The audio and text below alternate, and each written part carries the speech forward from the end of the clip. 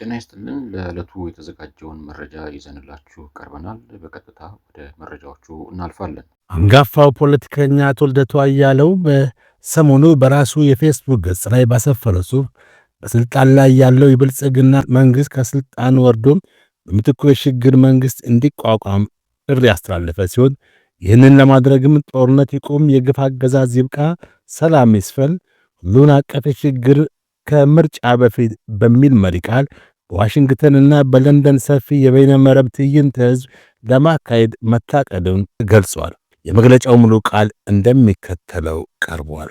ጦርነት ይቁም፣ የግፍ አገዛዝ ይብቃ፣ ሰላም ይስፈን፣ ሁሉን አቀፍ ሽግግር ከምርጫ በፊት። ከትዕይንተ ህዝብ አዘጋጅ ግብረ ኃይል የቴክኒክ ኮሚቴ የተሰጠ መግለጫ።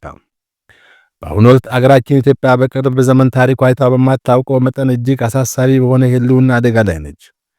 ባለፉት 7 ዓመታት በአገራችን በተካሄደው ህዝብ ጨራሽ የእርስ በርስ ጦርነት ምክንያት በሚሊዮን የሚገመቱ ዜጎቻችን ማለቃቸው፣ በቢሊዮን የሚገመት ሀብትና ንብረት መውደሙ አልበቃ ብሎ አሁንም እንደገና ወደ ሌላ ከፍተኛና ቀጠናዊ ጦርነት ውስጥ ልንገባ ተቃርበናል።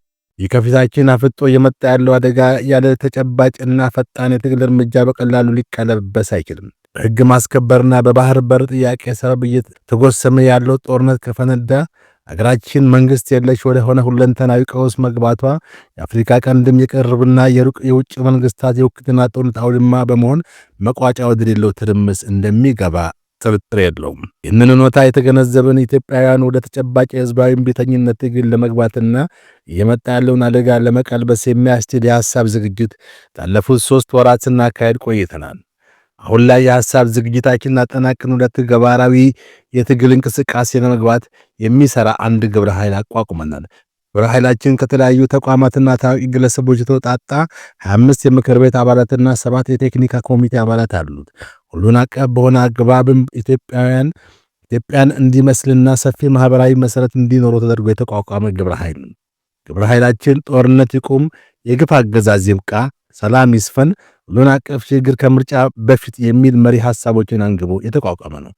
ቀዳሚ መርሃ ግብርነት ሊሰራቸው ያቀዳቸው ተግባራትም የህዝባዊ እምቢተኝነት ትግልን በከፍተኛ ሁኔታ ለማነሳሳት የሚያስችል አንድ የበይነ መረብ ትዕይንተ ህዝብና 2 ሰላማዊ ሰልፎችን በዋሽንግተን ዲሲ እና በለንደን ከተማ በሚቀጥሉት 2 ወራት ማካሄድ ናቸው። በቀዳሚነት ሊካሄድ የታሰበው የበይነ መረብ ትዕይንተ ህዝብ በዩቲዩብ ከ1 ሚሊዮን ህዝብ በላይ፣ በሳተላይት ቴሌቪዥን ደግሞ ከ10 ሚሊዮን ያላነሰ ህዝብ በቀጥታ ስርጭት እንዲከታተሉ ታቅዶ የሚካሄድ ነው። በቀጣይም በዋሽንግተን ዲሲ እና በለንደን የሚካሄዱት ሰላማዊ ሰልፎችም ኢትዮጵያውያን ከብዙ ዓመታት በኋላ ለመጀመሪያ ጊዜ በብሔር በሃይማኖትና በፖለቲካ ርዕዮተ ዓለም ሳይለያዩ በብዙ ሺዎች በሚቆጠር መጠን በገፍና በጋራ ወጥተው የሚሳተፉባቸው በአይነታቸው ልዩና ታሪካዊ ሰልፎች እንዲሆኑ ታቅዶ እየተሰራ ነው። የእነዚህ ትዕይንተ ህዝቦች መሰረታዊ ዓላማ አንደኛ በኢትዮጵያውያን መካከል አዲስ የመተማመን ለጋራ ችግር በጋራ መቆምና በጋራ መታገል የተነሳሽነት ስሜትና ተስፋ እንዲጠናከር ማድረግ። ሁለተኛ የውጭ መንግስታትና ዓለም አቀፍ ተቋማት የወቅቱን የኢትዮጵያ ሁኔታ በአግባቡ እንዲገነዘቡ ህዝቡም የብልጽግና አገዛዝ ከፍተኛ መጠን እየተቃወመ መሆኑን በተጨባጭ ተገንዝበው አስፈላጊ ጫና በአገዛዙ ላይ እንዲፈጥሩ ጥረት ማድረግ። ሶስተኛ ሌሎች ተመሳሳይና ቀጣይ መርሃ ግብሮችን ለማስፈጸም የሚያስችል ተነሳሽነት እንዲፈጠርና በመጨረሻም አገዛዙን ለማንበርከክ ለሚያስችል የሰላማዊ ህዝባዊ እምቢተኝነት ትግል ህዝቡ በከፍተኛ መጠን እንዲነሳሳና እንዲዘጋጅ ማድረግ ይሆናል።